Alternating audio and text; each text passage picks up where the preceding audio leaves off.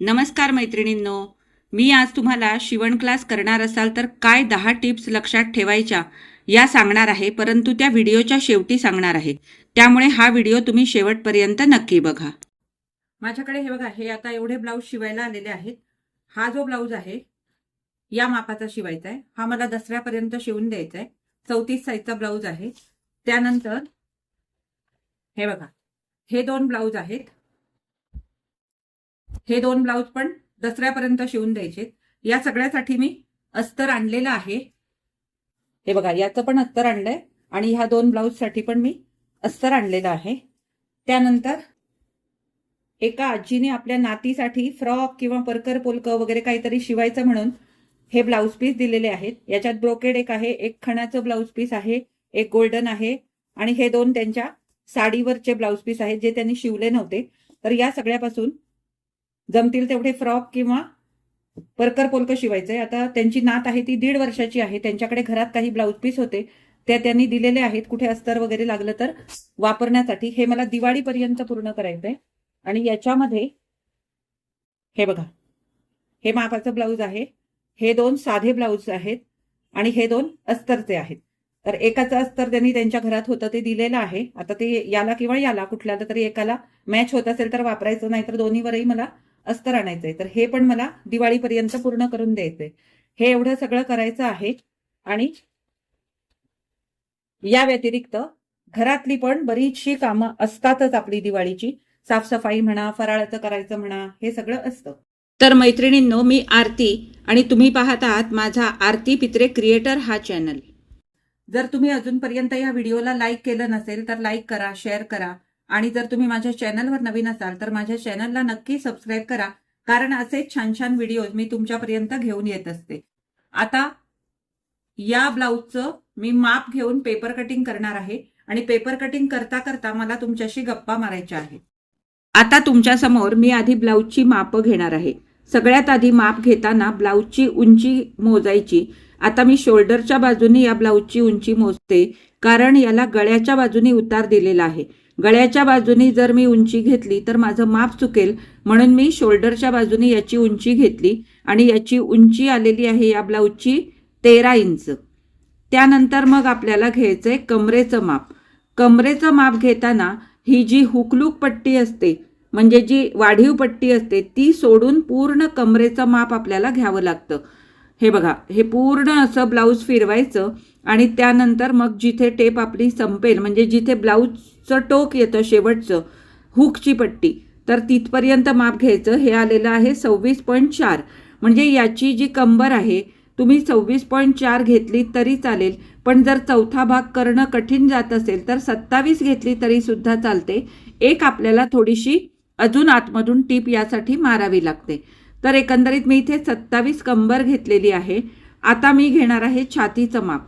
छातीचं माप घेण्यासाठी ब्लाऊज असं सरळ ठेवायचं आणि तिकडच्या मुंढ्यापासून, म्हणजे आमहोलपासून या आमहोलपर्यंत, म्हणजे या मुंढ्यापर्यंत आपल्याला कुठेही ब्लाऊज न ताणता छातीचं माप घ्यायचं असतं. हे आहे अर्ध माप, म्हणजे मागचा भाग पकडला तर पूर्ण माप होतं. तर ते आलेलं आहे 17 इंच अर्ध आणि हे 1/4 आहे, म्हणजे पाव माप आहे. तर हे आलेलं आहे 8.5, म्हणजे छातीचं माप आहे 34. तर आता ते लिहून घेतल्यानंतर आता मी घेणार आहे याच्या गळ्याचं माप. हा मागचा गळा आहे. मागच्या गळ्याची जी उंची आहे ती आलेली आहे 8 इंच. तुम्ही हे इथे टेप दुमडून पण माप घेऊ शकता, परंतु त्याऐवजी अशी पट्टी ठेवून जर तुम्ही उभं माप सरळ घेतलं तर आपल्याला माप समजतं. आता मी सरळच माप घेते. तुम्हाला जर तिरकं माप घ्यायचं असेल तर गळ्याच्या मध्यावर ठेवून सुद्धा तुम्ही तिरकं माप घेऊ शकता. तर आता ह्या गळ्याची उंची आलेली आहे, मागच्या गळ्याची उंची आलेली आहे 8 इंच. आता पुढच्या गळ्याचं माप सुद्धा आपल्याला तशाच प्रकारे घ्यायचंय. पुढच्या गळ्याचं माप आलेलं आहे 6 इंच. आता याच्यानंतर आपल्याला बाही लांबी मोजायची आहे. बाही लांबी आलेली आहे 4.5 इंच आणि दंडघेर आलेला आहे 10.5 इंच. तर हा अर्धा दंडघेर आहे, म्हणजे हा आला आहे 5.25. अशा प्रकारे आपलं ब्लाऊजचं माप हे घेऊन झालेलं आहे. यानुसार मी आता पेपर कटिंग करणार आहे, पण पेपर कटिंग मी तुमच्यापाशी शेअर करणार नाही. कारण ते व्हिडिओ मी बनवत नाही. मी फक्त पेपर कटिंग करता करता तुमच्याशी गप्पा मारणार आहे. तर आता मी तुम्हाला शिवण क्लास करण्याआधी ज्या 10 टिप्स आपण फॉलो करू शकतो त्या सांगणार आहे. तर यातली पहिली टीप अशी आहे की तुम्ही जर शिवण क्लास जॉईन करणार असाल तर 1 महिना आधी तुम्ही शिलाई मशीन विकत घ्या, कारण त्यामुळे तुम्हाला मशीन चालवायचा सराव होईल. आणि माझं तर असं सजेशन आहे की तुम्ही ही शक्यतो जुनी मशीन सुरुवातीला विकत घ्या. त्यामुळे काय होईल की तुम्हाला जरी काही प्रॉब्लेम आला तरी जुनी मशीन असल्यामुळे त्याचा काही फारसा मानसिक त्रास तुम्हाला होणार नाही. म्हणजे काही तुटलं फुटलं तर त्याचा तुम्हाला त्रास होणार नाही. त्यामुळे शक्यतो जुनी मशीन विकत घ्या आणि तुमच्या घरातले जे जुने कपडे असतील त्या कपड्यांवर आधी टिपा मारायचा सराव करा. आडव्या टिपा, उभ्या टिपा, गोल टिपा. यामुळे तुम्हाला मशीन चालवायचा सराव होईल आणि ती मशीन तुम्ही सफाईदारपणे चालवू शकाल. दुसरी टीप अशी आहे की आपल्या घरात जे जुने कपडे असतात त्याचे चौकोन किंवा गोलाकार आखून कापायचा सराव करा. म्हणजे ब्लाऊजचे किंवा ड्रेसचे गळे आखून कापण्याचा तुम्हाला थोडासा सराव होईल. आता आपण जेव्हा ब्लाऊजचे किंवा ड्रेसचे गळे शिवतो त्यावेळेला शक्यतो ड्रेसच्या बाबतीत ही आकारपट्टी असते, परंतु ब्लाऊजच्या बाबतीत कमीत कमी 80 ते 85% किंवा 90% ही म्हणू शकता तुम्ही, आपल्याला ज्या बाजूला हुकलूक असेल त्या बाजूला आपल्याला क्रॉस पट्टी लागते. तर ती क्रॉस पट्टी एखाद्या जुन्या कपड्यावर कापून बघा. म्हणजे पट्टीचा आधार न घेता ती क्रॉस पट्टी आपल्याला ज्या मापाची हवी आहे त्या मापाची आपल्याला कापता आली पाहिजे. म्हणजे काय करायचं, जुने कपडे घ्यायचे आणि त्याच्यावर ह्या क्रॉस पट्ट्या कापून बघायच्या. त्यामुळे क्रॉस पट्टी कापण्याचा तुम्हाला सराव होईल. ही झाली तिसरी टीप. आता चौथी टीप अशी की एखादा कपडा घ्यायचा, जुनाच कपडा घ्यायचा. इथे सगळीकडे जुन्या कपड्यांचाच आपण वापर करायचा, कारण आपण शिकतो आहोत. तर आपले फाटके तुटके जे कपडे असतात त्यातला एक असा कपडा घ्यायचा आणि एक छोटी पट्टी कापून घ्यायची आणि ती पट्टी त्या मोठ्या कपड्याला जोडून त्याला दाबटीप द्यायचा सराव करायचा. त्याचप्रमाणे गोठ लावायचा पण सराव करायचा. गोठ लावण्यासाठी तुम्हाला पुन्हा क्रॉसपट्टी लागेल, परंतु जर दाबटीप द्यायची असेल तर सरळ पट्टी जोडून घ्यायची आणि ती दाबटीप द्यायचा सराव करायचा. कारण ही दाबटीप आपल्याला बरोबर शिवणीच्या बाजूने देता आली पाहिजे, ज्यामुळे आपण जे काही शिवतो त्याला फिनिशिंग चांगलं येतं. आणि ब्लाऊजच्या बाबतीत आपल्याला कमरेच्या बाजूला ही पट्टी जोडावी लागते. त्याचप्रमाणे याला जर आपण आकारपट्टी काढणार असू तर आकारपट्टीला पण आपण दाबटीप देतो. तर दाबटीप द्यायचाही सराव करा आणि क्रॉसपट्टी वापरून क्रॉसपट्टीने गोठ लावायचा सुद्धा सराव करा.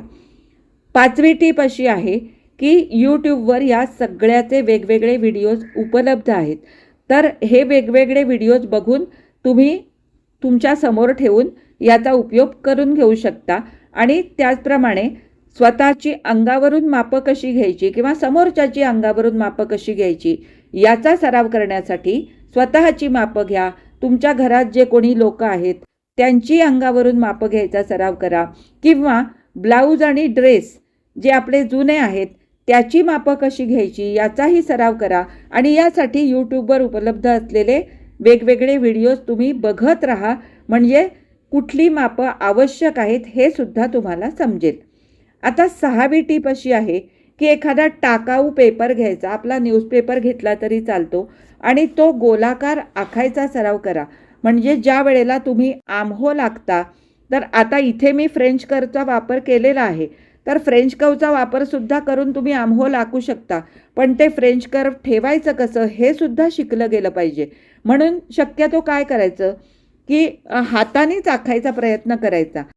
यामुळे तुम्हाला हाताने गोलाकार द्यायचा सराव होईल. कारण आपण जेव्हा कटोरी ब्लाऊज वगैरे आखतो पेपरवर, तर म्हणजे पेपर कटिंग करताना त्यावेळेला कटोरीला सुद्धा आपल्याला गोलाकार द्यावा लागतो. त्यामुळे तो सराव आपण जास्तीत जास्त करायचा. हे सगळं करण्यासाठी दिवसाचे 1.5-2 तास तुम्ही अवश्य वापरा. आणि आता 7वी टीप अशी आहे, तुमच्या घरात भरपूर असे टाकाऊ ड्रेस, सलवार वगैरे असतील तर ते घ्यायचे, त्याच्या पिशव्या शिवून बघायच्या. चौकोनी शिवा, त्रिकोणी शिवा, गोल शिवा, तुम्हाला जशा आकारात शिवायच्या तशा शिवा. त्या कापून बघा, त्या शिवा. आधी आपल्या घरातल्याच पिशव्या शिवायच्या आणि आपल्या घरातल्याच कामासाठी त्याचा उपयोग करायचा. ह्या जर पिशव्या तुम्हाला छान शिवता आल्या तर तुम्ही शेजाऱ्यांना पण सांगू शकता की तुमच्या काही पिशव्या असतील तर शिवायच्या असतील तर तुमचे जुने कपडे द्या, मी शिवून देते. यामुळे तुम्हाला अजून एक फायदा होईल मैत्रिणींनो. आणि याचे सुद्धा यूट्यूबवर भरपूर व्हिडिओज आहेत, ते बघून सुद्धा तुम्ही हे करू शकता. यामुळे तुम्हाला हा फायदा होऊ शकतो की याच्यात जर तुमचा हात बसला ना तर तुमचा एक स्वतःचा व्यवसाय उभा राहू शकतो. तो छोटा का असेना, त्यातनं तुम्हाला थोडंफार अर्थार्जन सुद्धा होऊ शकतं.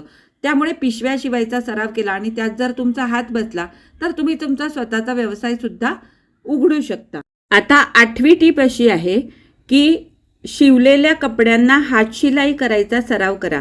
म्हणजे हेमिंग करा, हुकलूक करा, हे सगळं तुम्ही शिकून घ्या. त्यामुळे काय होईल, जेव्हा तुम्ही क्लास जॉईन कराल आणि तेव्हा तुम्ही स्वतःचे कपडे शिवाल तर ते कपडे शिवल्यानंतर त्याला तुम्हाला हुकलूक करणं किंवा हेमिंग करणं याच्यासाठी जास्त वेळ जाणार नाही. कारण आज बाहेर आमच्या इथे तरी हातशिलाईला, ब्लाऊजच्या हातशिलाईला 25 रुपये घेतात. तर हे पैसे पण तुमचे वाचतील. तर हे सुद्धा तुम्ही शिकून घ्या. आता 9वी टीप अशी आहे आणि हा माझ्या दृष्टीने तरी अत्यंत महत्त्वाचा मुद्दा आहे. आता तुम्हाला काय यातनं कितपत हा मुद्दा योग्य वाटेल मला माहिती नाही. काय करायचं, आपण जी शिलाई मशीन घेतो त्या शिलाई मशीनची संपूर्ण माहिती घ्या. म्हणजे त्याचे आतले पार्ट्स कसे काम करतात, ते कसे साफ करायचे, हे सगळं शिकून घ्या. किंवा खाली वर अशी काही काही वेळेला लूज टीप येते, ती कशामुळे येते. बॉबिनचा स्क्रू असेल तर तो स्क्रू कसा घट्ट करायचा, कसा लूज करायचा, कधी तो लूज करायचा, कधी तो घट्ट करायचा. त्यानंतर जर समजा कधीतरी आपला जो बॉबिन जिथे आपण बसवतो तर तिथे काहीतरी प्रॉब्लेम होतो, तर हे काही झालं तर कसं त्याचं दुरुस्ती करायची, हे सगळं जर तुम्ही शिकून घेतलं ना तर प्रत्येक वेळेला तुम्हाला टेक्निशियनला बोलवायची गरज पडणार नाही. कारण टेक्निशियन आपले यायचे जायचे पेट्रोलचे सगळे पैसे लावतो आणि शिवाय दुरुस्तीचे पैसे तर तो घेणारच. तर हे जर आपण शिकलो, म्हणजे ह्या जुजबी काही गोष्टी आहेत. आता मोठा प्रॉब्लेम झाला तर टेक्निशियनला बोलवणं आपल्याला आवश्यकच आहे. पण छोट्या छोट्या दुरुस्त्या जर आपण शिकून घेतल्या तर आपल्याला किती फायदा होऊ शकतो याचा विचार करा. अर्थात हे माझं मत आहे, तुमचं मत वेगळं असू शकतं. आता 10वी टीप अशी आहे, म्हणजे टीप असं म्हणता येणार नाही, परंतु हे एक माझं तुम्हाला सजेशन आहे. ही सगळी पूर्वतयारी करून जर तुम्ही क्लास जॉईन केला तर तुम्ही खूप सक्सेसफुल होऊ शकता. म्हणजे तुम्ही हे शिवण जर अगदी मनापासून शिकलात तर शिवणकामासारखा दुसरा व्यवसाय नाही. मैत्रिणींनो, याच्यामध्ये कष्ट भरपूर आहेत, परंतु याच्यामध्ये जर तुमचा हात सफाईदारपणे बसला आणि या आता आधी मी सांगितलेल्या सगळ्या गोष्टींची जर तुम्ही आधीच तयारी करून घेतली तर शिवण क्लास तुमचा कमी वेळेत पूर्ण होईल. आणि तो पूर्ण झाल्यानंतर जर तुम्ही शिवणकामाचा व्यवसाय सुरू केला तर माझ्या दृष्टीने तरी हा बिनभांडवली व्यवसाय आहे. अर्थात हा पूर्णपणे बिनभांडवली नाही हे मलाही माहिती आहे. याच्यामध्ये भांडवल लागतं, परंतु ते अत्यल्प असतं आणि ते वन टाईम असतं. प्रत्येक वेळेला तुम्हाला खूप पैसा ओतावा लागणार नाही. जो काय लागेल तो अत्यल्प लागेल. म्हणजे दोरे विकत घेणं म्हणा किंवा हुक्स विकत घेणं म्हणा, किंवा जर आता तुम्हाला हल्लीच्या फॅशननुसार जर ब्लाऊज शिवायचे असतील तर तुम्हाला लेस विकत घ्याव्या लागतील. या सगळ्या ज्या आहेत ना, या कमी भांडवलामध्ये होणारा हा व्यवसाय आहे. तर मला हे म्हणायचं की हे सगळं करून तुम्ही छान शिवण क्लास करा आणि तुमचा स्वतःचा व्यवसाय तुम्ही उभा करा, ज्यामुळे तुम्हाला खूप छान अर्थार्जन होऊ शकतं.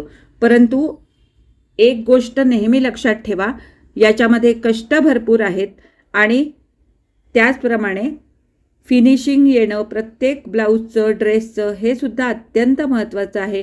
फिटिंग बसणं हे तर अतिशय महत्त्वाचं आहे. तर हे सगळं जर तुम्हाला शक्य झालं म्हणजे ते शक्य कराच तुम्ही आणि तुमचा स्वतःचा असा एक छानसा व्यवसाय उभा करा आणि आत्मनिर्भर व्हा.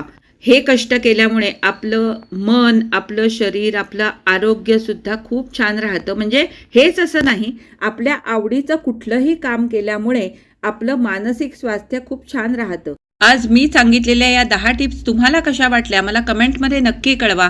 आणि आजचा व्हिडिओ आवडला असेल तर लाईक करा, शेअर करा. माझ्या चॅनलवर नवीन असाल तर चॅनलला नक्की सबस्क्राईब करा आणि सोबतचं बेल आयकॉन दाबा. धन्यवाद. पुन्हा भेटू पुढच्या व्हिडिओमध्ये.